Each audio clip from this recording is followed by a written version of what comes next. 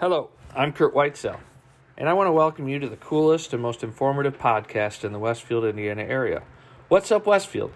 What's Up Westfield is a local chat fest to dig deep into politics, development, who's doing what, and anything else we can fit into 45 minutes of fun behind a microphone. If you have topics or an interest in being an amazing guest, please reach out to us, and we'd love to hear your ideas.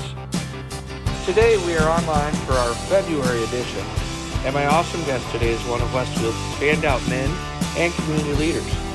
Our guest has spent the last several years not only as city councilor, but primarily as the hard-charging Westfield high school football coach. He has taken our team to several state championships and even winning our school's first championship in 2016. He's also an educator and has devoted his time to student wellness and community development. This will be a fun one. Please welcome Mr. Jake Gilbert to the podcast. All right, Mr. Jake Gilbert, welcome to the podcast. What's Up Westfield? How are you doing? Man, great. Life goals here. Pretty much the entire time I've lived here, I've wanted to be on What's Up Westfield. So, yeah, and there's a long line of goals. People. I love it. Left and right. That's hilarious. It's an honor. So there's very few of us that don't know about you. I think you're a pretty public guy and well known locally. But for the three people that listen to my podcast and aren't paying attention, tell us about yourself, your family, maybe where you grew up, stuff like that. Been married for 22 years. My wife, Christina. So it's been great. So we have three teenage boys, Logan, Jackson, and Tyson. So I have a senior, a sophomore, and an eighth grader. And, we're a family just like no others. We attend church at Northview. My wife works for Shaw CPA downtown. She also does some fitness instructing on the side. I'm the Dean of Wellness at Westfield High School. I teach classes on leadership and mentoring, and it's been awesome. I actually was hired to teach government and coach football, and now I still coach football, but my teaching role and leadership in the school has changed over the years. But at heart, I'm just a teacher. I used to be a college football coach, and I wanted to return to be more of a community figure and just a high school guy with younger kids, and just kind of enjoy and embrace that. Coached football at Wabash College before we were hired here at Westfield, but we've been here 11 years. Here recently, taken over the Westfield Wellbeing Coalition as the president there. I'm proud of that organization.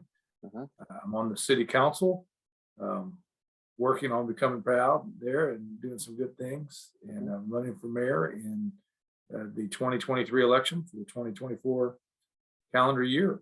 So you got a little bit going on. Yeah, I like it that way. It's good. So you're I didn't realize you were a government teacher, or that was you taught government. Did you go to school to become you went to school to become a government teacher? Is that what you do? Well, I went to school to become a math teacher, and about 30 minutes into my first class, we covered everything I had learned up to that point about math. So the Ben Davis school system maybe wasn't quite as good as the Westfield school system, and I was a little intimidated by the calculus, and so I was like, you know what, I like social studies too. So I became a history major, but I always knew I wanted to be a teacher. I know a lot of people kind of find what they want to do. I've really only had two goals, and I wanted to be a teacher and a coach. I had teachers and coaches who were very strong in my life. I did not really have parents growing up. I lived with grandparents, and had a lot of people step in, fill in the gap in my life, and that's what I wanted to do since I was 16.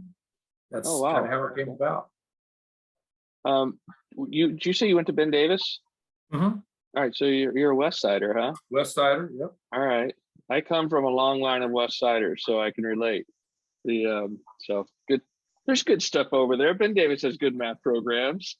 Maybe that's what Ben Davis used to be known as Band Davis, Curt. I thought was it like that? Yeah, back before the football program got good, they were commonly referred to as Band Davis because that was their strongest extracurricular program.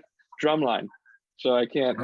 I should have gone there. So my dad, this could be a whole nother tangent, but my dad went to Northwest, and he's older than you. He's 70, so he's a lot older. He's older than me. Thanks, Curt. But he does there's a lot of old fight stories. Yeah. Between Northwest and Ben Davis. Yeah. So it was kind of rough over there. Yeah, it was, right? We had a fight in Westfield, and I asked our administration, who here has actually been in a fight? Not a single person. And I was like, oh, well, here's how I think, things happen, what goes down. But yeah, it was a little rougher over there than the mean streets of Westfield. Yeah, totally. We need to get one of those boxing rings with the blow up people and have all the admin, all the teachers experience it for a day. So that would be good. Life experience. All right. So you are you more of a football coach or a teacher? I know you're right in the middle, but what's more passionate to do? Yeah. So, my purpose is to love and impact people. And I've been particularly strong with kids, to be honest. So that's probably what has kept me out of college football. My college football career was short, 5 years, but fairly successful. I had turned down an opportunity to be a college coach earlier in my career. I had also turned down a little, more recently, various opportunities and things like that. So I would say I'm a little more of a teacher at heart, believe it or not. Are you? Yeah. Are you? Because you're a coach. People. Yeah, in the community, you're a coach. You're the coach, right? Because we're not in the Coach school. Gilbert.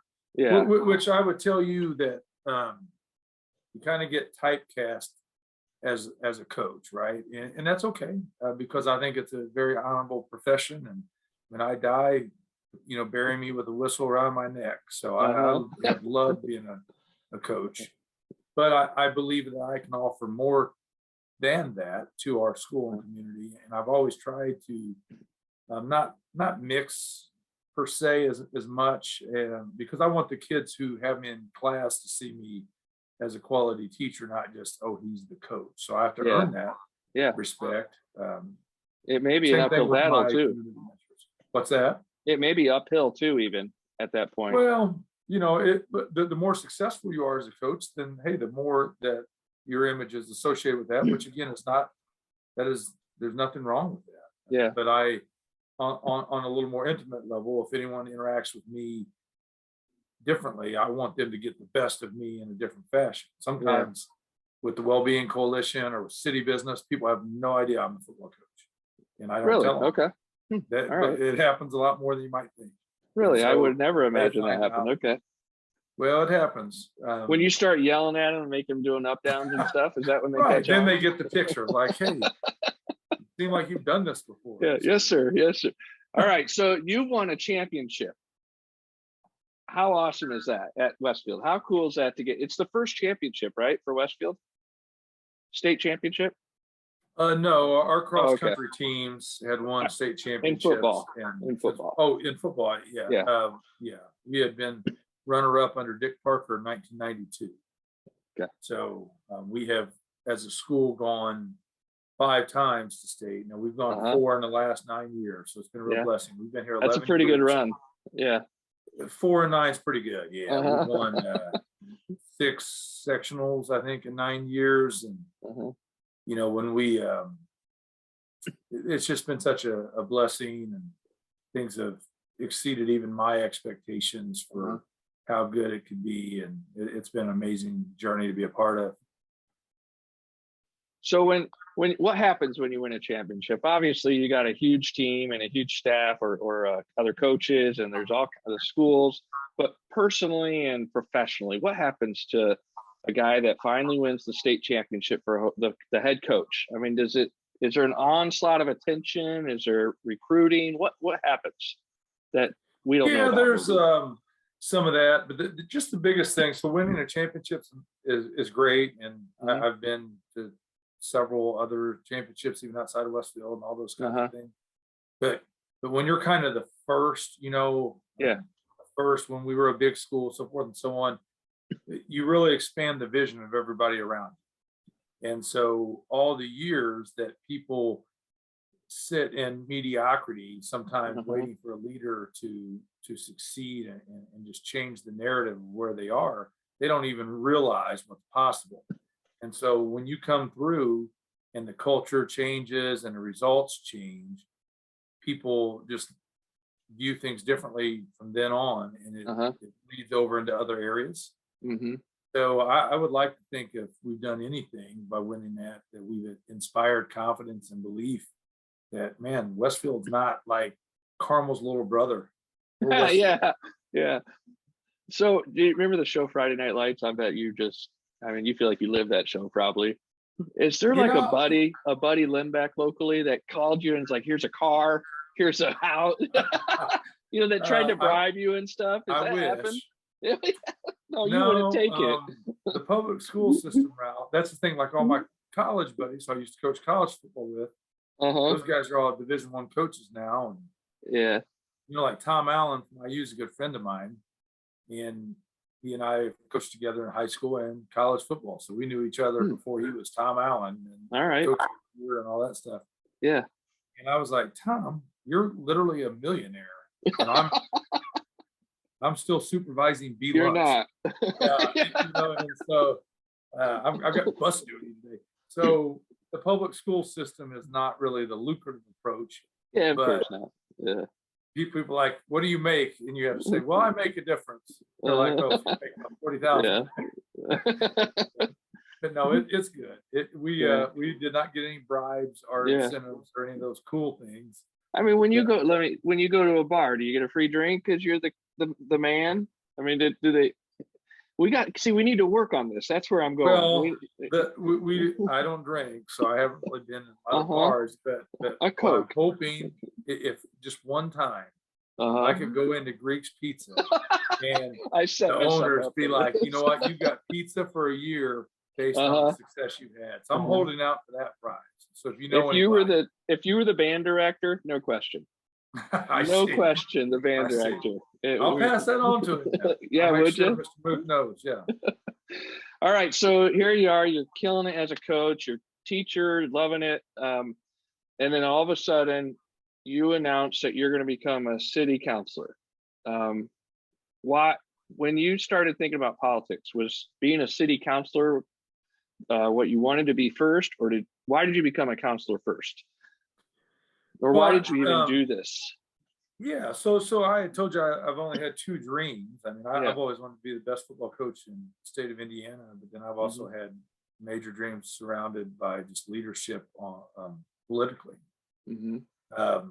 Years ago, when Lugar was taken out of the primary, I was just kind of like, this is crazy. I don't want to be part of this. And so I kept reading, but I backed off for a while.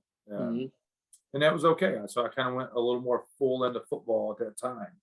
And that was good. And certainly paid a lot of dividends. But then I kind of felt that the day after we won the state championship, I woke up and said, now what? And, when you have a family here in Westfield, it's like hitting the lottery. So I didn't want to leave and go back to college football and move all over the country. I didn't really want to lead another high school program. I almost felt like I would be, even though I'm a builder and that's what I do, I try to build and inspire confidence and create vision.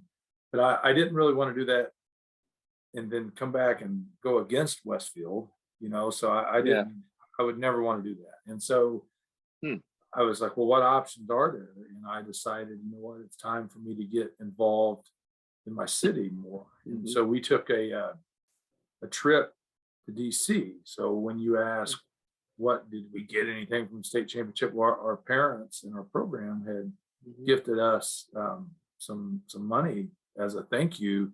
Oh, cool. And it paid for our hotel in Washington, DC. And we went out there for a few days, just a short trip, but it was almost like a pilgrimage. And I used it to just pray and think and just really confirm, is this what I want to do? And I was so inspired that I came back and decided immediately I was going to run for office. And I needed to start at the city council level to truly learn. So out of just humility, I had no business at that time doing anything other than that. But I wanted to get involved. I wanted to get my name on a ballot. I wanted to run and learn how to do that. I wanted to lead, but I also needed to learn a lot and still do. And that's where we started. Had people been encouraging you to run for council, or was this all your idea? Or, I mean, how did you, I'm guessing you had people support you, obviously, right? But was this on All you? my idea. Yeah. No one was encouraging me. Uh-huh. The average person out there watches the government and says, why would you ever want to be involved in that? I believe you've told me that Yeah. before. One guy equated the city council to a job of catching spears. People throwing spears at you all the time, and you had to catch them. Awesome. So That's no true. one encouraged me. Uh-huh. And I just felt like, I've been married for 20 plus years. I've been a football coach for a whole community. I've been the head coach for a ton of years. I just thought I was masterful at accepting criticism. And so I thought this would be a good opportunity to go to the next level of taking public criticism to serve as an elected official. I'd imagine you have pretty thick skin at that from your experiences, right? Good training ground. If you want to run for office, go to the school. And having a spouse for a long time, you get plenty of criticism. I mean, what's been a big surprise about when you joined the council? I know you even said when you joined, or I'm sorry, you started running, you and I met. I came over to your house and spent some time together, and you were really excited, but you were, like you just said, you're like, whatever, I don't know what it is all the way. You're just learning.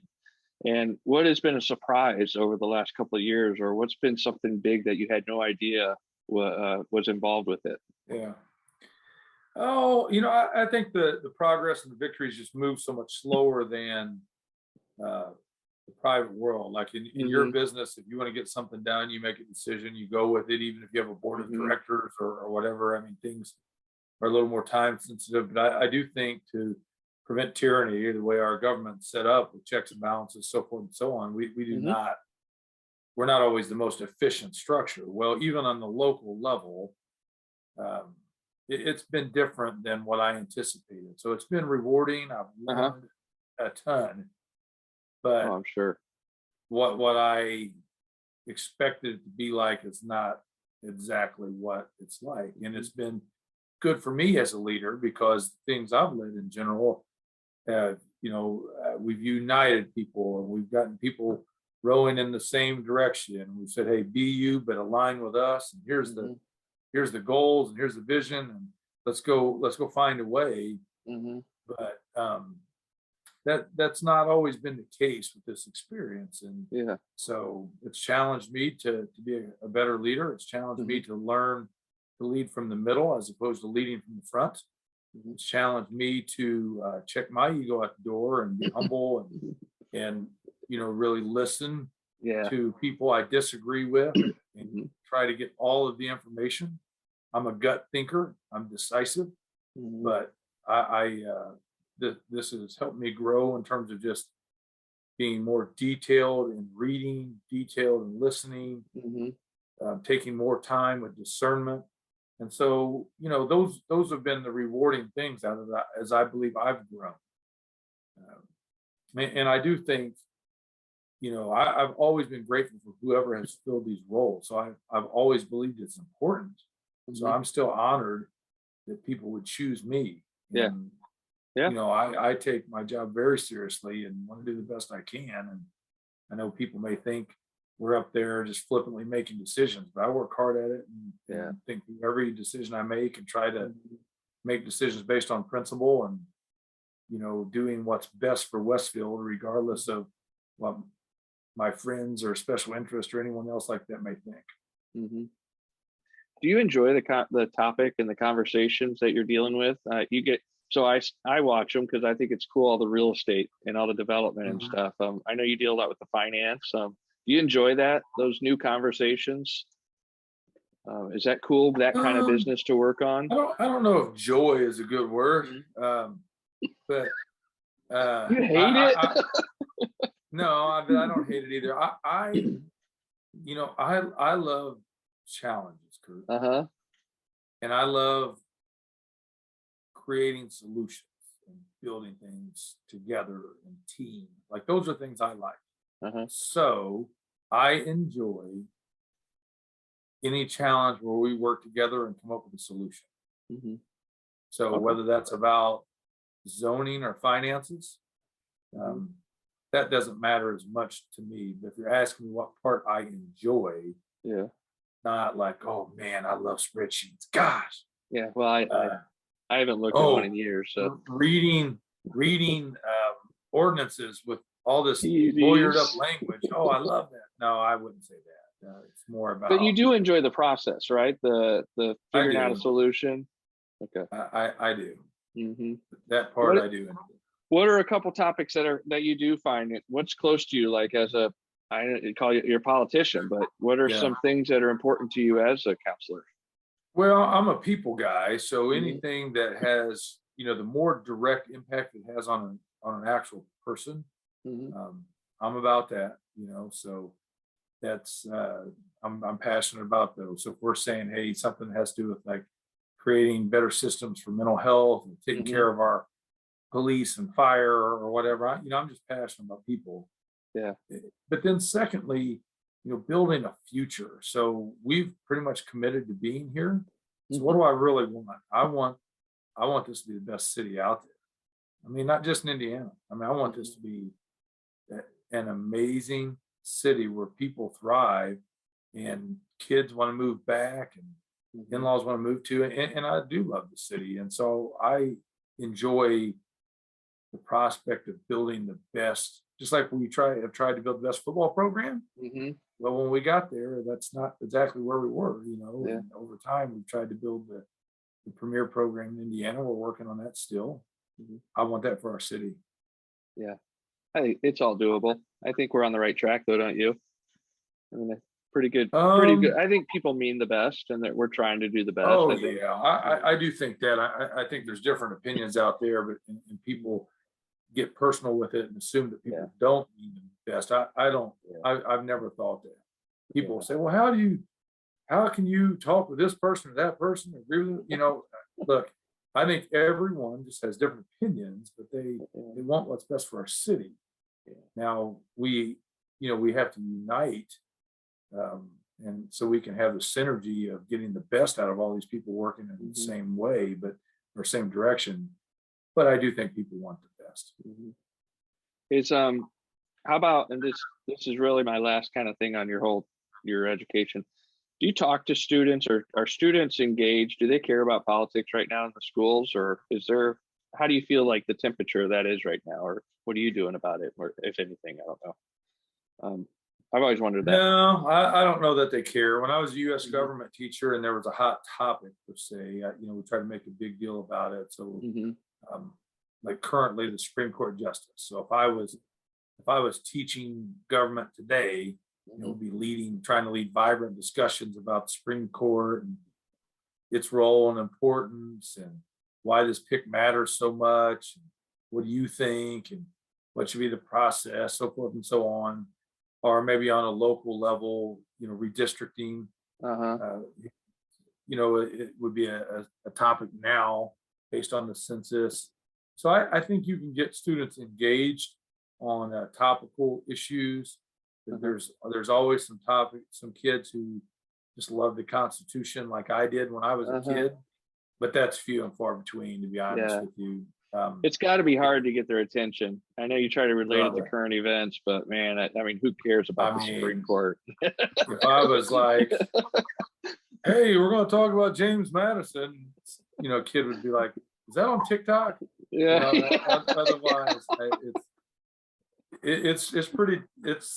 it's not everyone's favorite subject. Yeah, for sure. I didn't get interested until until I became a professional adult. I didn't. I should. When did that happen? When I become a professional adult. Gotcha. All right. So let's talk about the city. You're running for mayor, you're counselor. What do you feel, and this is pretty broad, what's Westfield need right now? Political, planning, leadership, stuff like that. What do you feel like we are not getting or doing as a community or as a government? Well, I think there's some low-hanging fruit out there that's probably obvious to most to pay attention. But the first thing is we are just not working together. Yeah. And it's been embarrassing for all of us. And that's fair. We have struggled. I think trust is really based to have trust, you have to believe in the character, competence, and have connection with another person. Hmm. And right now we have three entities of government, and I don't know how much trust there is in any direction between Yeah. any entity. I think there's pockets of trust, but in terms of carte blanche overall trust, now there should always be checks and accountability. So part of government is not geared up to be holding hands and trusting, right? Hmm. But we just have to treat each other better. We have to work together better. We have to be able to at least have conversations that are professional and for the good of the city. But there's trust has been violated, and that's Yeah. difficult, and it takes a long time to restore. When you empty your bank account, it takes a long time to build it back up. It's a lot of breadsticks to sell, a lot of pizzas. But on the same thing with the government, it's become kind of personal, and Yeah. we're working on it and trying to work through it. But that's an obvious thing that our city needs. We obviously have an election coming. Gosh, I hope we don't have to wait that long. I really hope moving forward that we can, we're not fighting things of the past, that we're instead working towards solutions of the future. But it's hard when there's investigations and lawsuits and Yeah. so forth and so on. I mean, if you think attorneys are in a hurry to close out that business, there's no way. So, So do you feel like, how long have you been on council? 2 years, is it? About 2 years now? yeah, a little over 2 years. So the the tension now versus the tension when you first walked into the council, do you think it's worse or less? Because you've been kind of through the whole process and everybody's trying to hug it out now, we think. Do you think I don't know about is it that. higher or lower? I mean, or is the fight still going?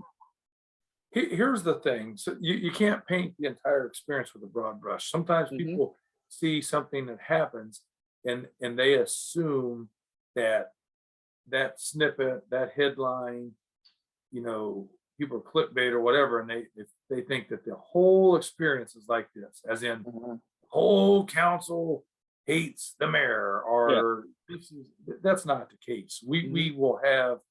So when you ask about the temperature and the culture of the situation, I think it's better in some areas for sure, but I think then there's moments when it's not. And so, if you are only viewing the moment, then obviously there's potential problem there. But I do think that there's been a little bit of unthawing. I think there's been a little improvement in communication where I think the conduct by some is improving, and and that we're working at it. It's not fast, but it is public. And so it's very public. Yeah, we don't miss a beat on that. So okay, you're running for mayor, and this is one of those. So I'm in sales, right? I'm in business where I've got to tell people my differentiators all day long. You want to be mayor, you're running for mayor. What do you want to do that's different specifically? What's some stuff, like, I don't care if it's a project or if it's a culture, what are some things that you're a standout on that you're going to do? Well, you bring up the word culture, and that's a buzzword, and but I do think that's a strength of mine, right? So we don't get the culture that we want or think we deserve. We get the culture we earn. So I feel like there's a lot of that going on right now, with people pointing fingers and being standoffish and saying, well, this is what we should. I don't feel like I'm entitled to anything. I feel like if I'm elected, I'll go and earn the right culture for our city, but by building that trust. Hopefully I've done that the 11 years I've been here. And hopefully I continue to do that even more so if people trust me with their vote. So I do believe, starting with that, I mean, if we are the leaders of the city, the elected leaders of the city, then we should, demonstrate the best beliefs, behaviors that are possible to produce the culture that's going to get the results we want as a city. Your culture basically leaders drive culture, and then the culture really produces these behaviors, and those behaviors lead to the results. So if you feel like, oh, as a city, we're not doing this, or we are doing that, then all you have to look back to is, well, how are we behaving? Mm-hmm. Those behaviors are a direct result of the culture that the leader brings.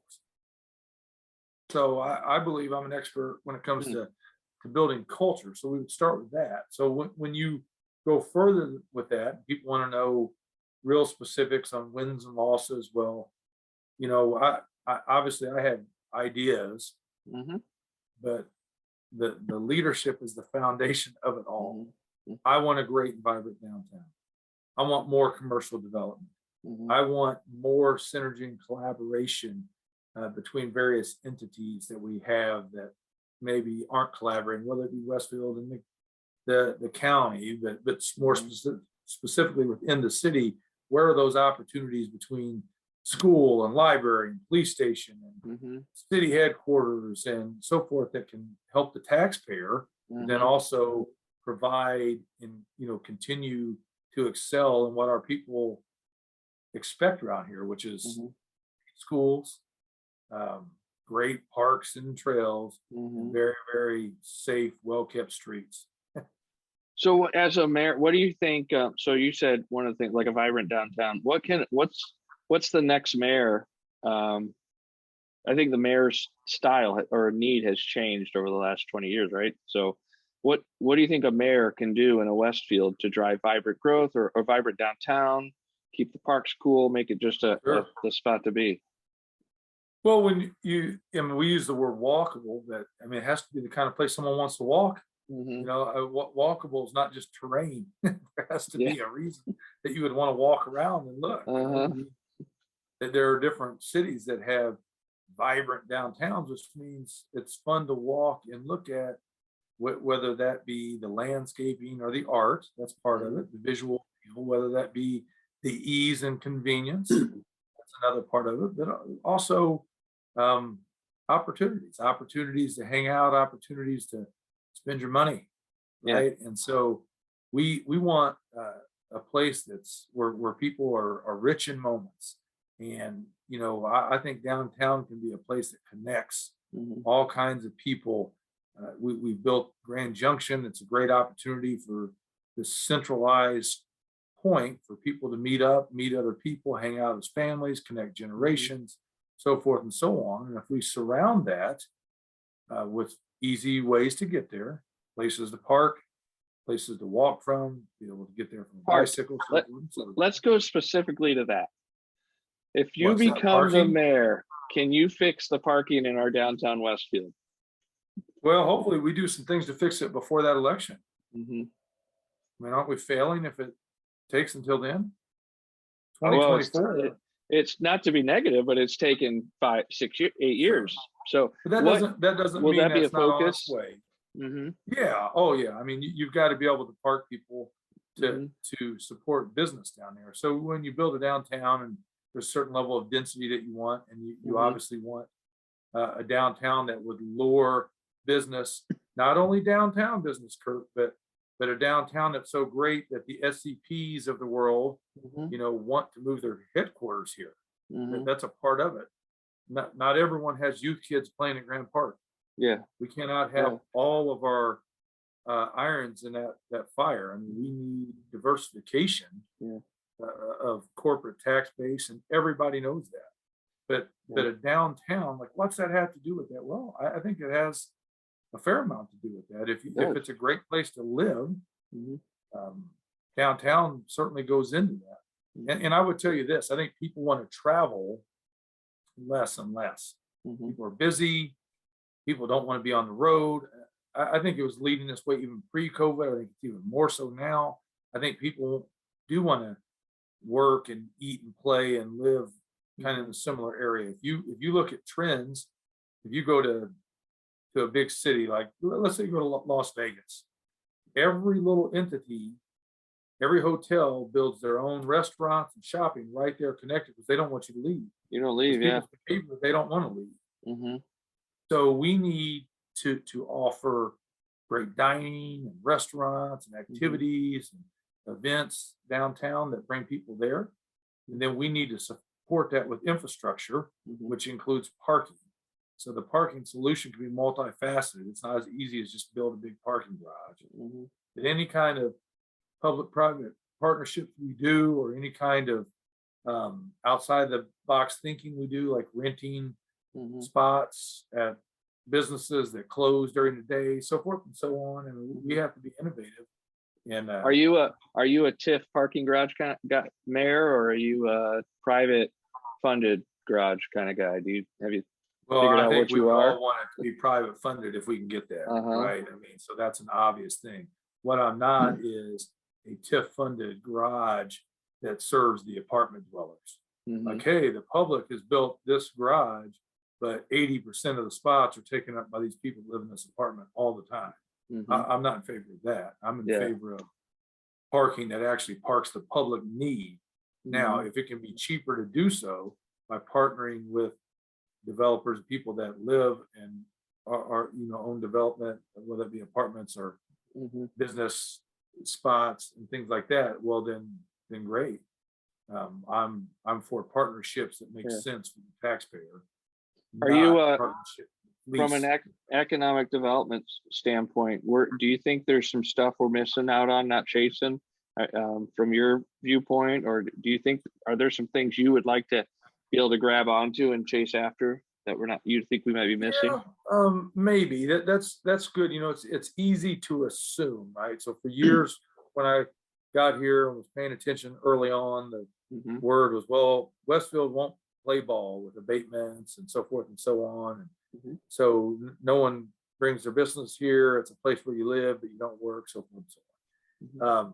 Are we missing? So at times it's easy to see, well, Fishers has this technology hub, and Noblesville is really starting to dominate this science-oriented, life science-oriented business in corporate headquarters.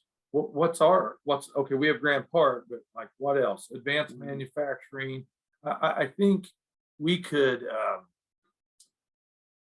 work hard to compete against them. I think we could also work hard to develop a niche that maybe we are starting to with advanced manufacturing. But I don't want us to make any assumptions on anything that we're not.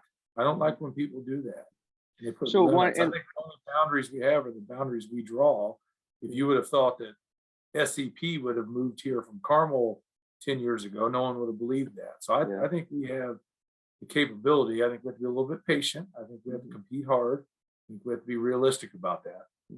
And I think we have to use the tools we have and continue to build this great city so that it's lucrative enough for corporations, but then also, just great quality of life. Do you think the mayor, as a mayor, you need to be more aggressive in attracting this theme or this vision of users? I'll give you my example. That you got. So I see Fadness as being really tied into the tech community, and it's because of his circle and his career, and he's driven that. I see Brainerd is the hospitality. I mean, he's figured out how to make a really fun place to visit. We chased we had Grand Park was kind of Mayor Cook's. Whether or not you think that's a success or not, it's not really. I don't feel like it's our theme of our city, or what's driven our downtown. Obviously, do you think there's anything that we could be known for in our downtown, or have you thought about that even? Well, I don't want to use terms like more and compare. I'm not here trashing anybody or. I don't want you. I want to hear your idea. Okay, what do you think we could do? We don't have to be negative people. But I'm not sure if you're asking me about downtown specific or. Yeah, downtown. What is our downtown? What could we be chasing as a downtown to make it more vibrant, to more SEPs? I'm on the task force, and so I'm excited to hear some ideas about the organization we've hired and things like that. But in my mind, if you're asking specifically about downtown, I'm thinking Grand Junction first and out from there. So what would I love to see? I would really like to nail it with the opportunity we have with 32. I'm open to really beautifying downtown. We've talked about that. For some people, that means street lights, and other people that means plants, other people that means development. I like the concept of, kind of where the old town PUDs are approved at being new cutting edge development that look spectacular.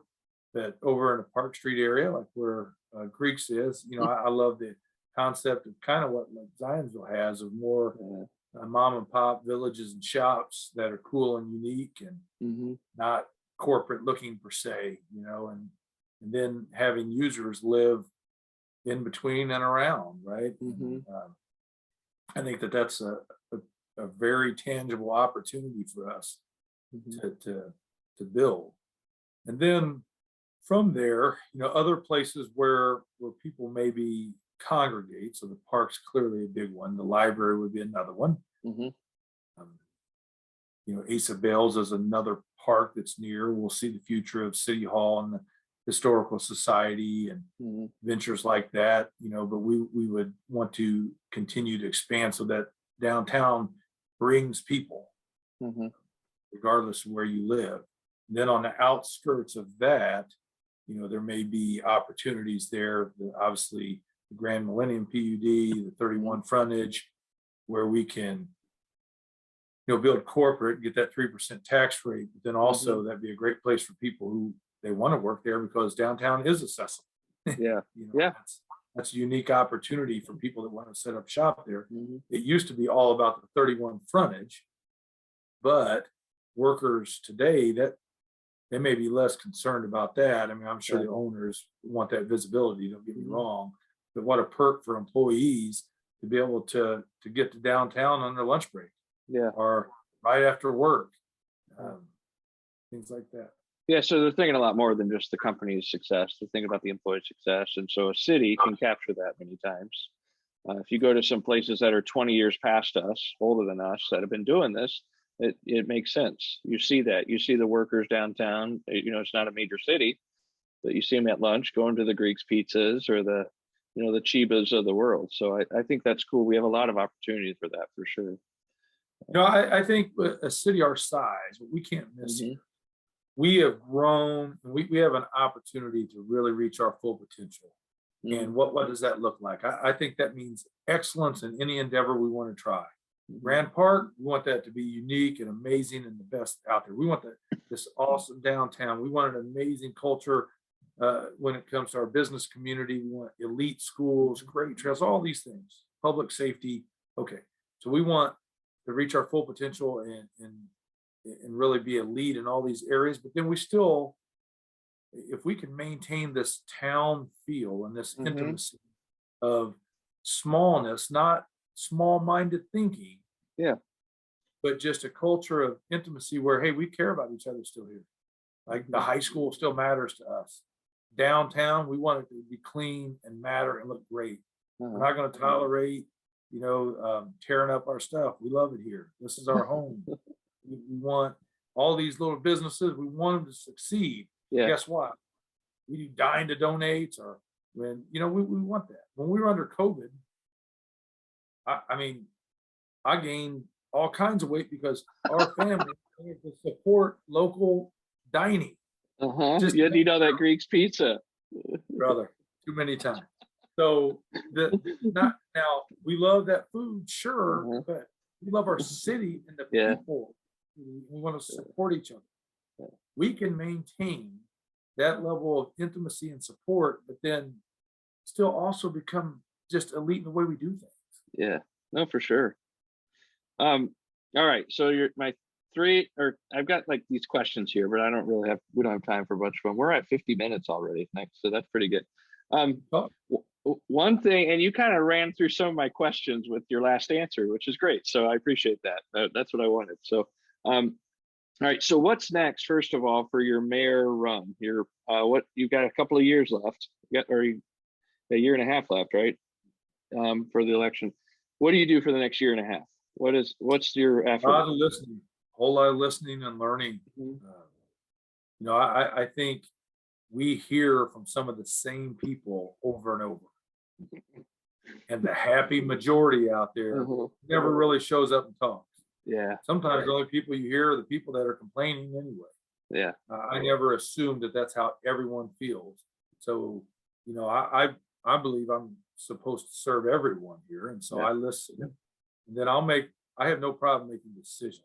But I also have no problem listening to people. So a lot of listening and learning, finding out what the people really want for the future of Westfield, whether that be how big we want to be, development, growth, taxation, all kinds of issues, Grand Junction downtown, and a lot of listening and learning, and then fundraising. I desperately Okay. need people to hold meet and greets, give me an opportunity to meet the people.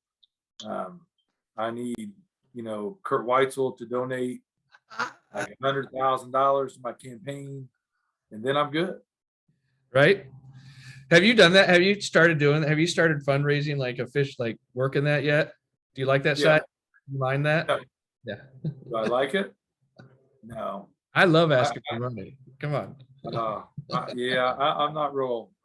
I've got to get out of my comfort zone a little bit there. Uh-huh. I've always, you know, I grew up in poverty. Yeah. And I earned everything, but I never asked for much, and I've always been more about trying to give and serve. And so I've never really asked for money, and I've got to get more comfortable with that. Honestly, I think it's hard to do. That's a hard change to make for sure, especially for politics. well, you know, I have to understand that this isn't about giving money to me. You're giving money to create the future you want in Westfield. So if you want me as your leader, that's going to cost, and you're going to have to contribute to that. So for all the people who are like, oh, Jake will do a great job. He's exactly what we need. He'll bring positive energy. He'll get us all working together again. Man, we'll have a great culture. Businesses will want to, developers want to come back. Everything will be good. Well, that's not free. Yeah. So it's not like people are buying me. I drive a 2005 pickup. People aren't buying me something, but people are giving me the ability to win this election. Well, I wish you the best of luck. I appreciate you coming on here and being candid with me. I'll be over there for those free pizzas. Yeah, don't watch my Facebook posts or anything for the next year and a half. But you're a tough guy though. You're not. It doesn't hurt nothing. I like the contest, just so you know. You're already warning me, huh?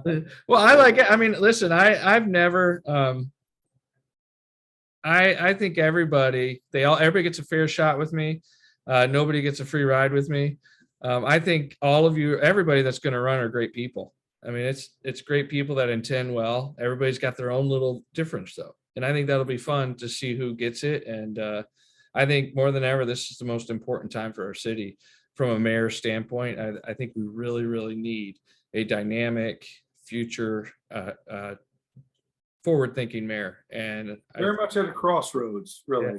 You know, as our city grows up, per se, it's been amazing just the changes and growth in the 11 years I've been here. But I couldn't imagine for people who lived here 30 years and more. You know, but what an honor to even be considered. So believe me, I don't take it lightly. Yeah, I'm not entitled and expect. All the people who are like, oh, well, you're going to win easy, blah, blah, blah, because of name recognition. Well, it's about earning the people's vote and earning the people's trust. One last thing I meant to ask you earlier. I know you're thick-skinned, but when you're a very popular guy locally, I mean, you took the kids to a state championship. I mean, everybody's cheering Coach Gilbert on, right? Is it in the back of your head that suddenly on like day one, you alienate a certain fan base? You know what I mean? Do you think about like that, going from being the local celebrity, the man, to now it's like people aren't going to like you just because you're running? Yeah. I know we're not 13, but it's got to be in your head or it's not. So I want everyone to like me. Yeah. Sure, I do. So like that's true, but as a leader, man, that's just one more obstacle you have to overcome, right? And so in the end of the day, I think you just have to connect with people enough that it's not personal. Yeah. If someone disagrees with me, it's not personal. I think I've been able to do that on the council. Yeah. People disagree with my viewpoints. People are constantly trying to put people in are you in this camp or that camp? And I take pride in that. Well, like, I'm not anybody's boy. Yeah. I got enough backbone to make my own decisions. And sometimes they're going to be the way you think, and sometimes they're not. Yep. I promise you, they're what I think is right for our city. And so that being the case, I feel like I've alienated everyone already. Because I'm clearly not always on one side. You know? Yeah. Yeah. So you've already done that. You're already, Yeah, I've been working on that for years. It's easy from here, right?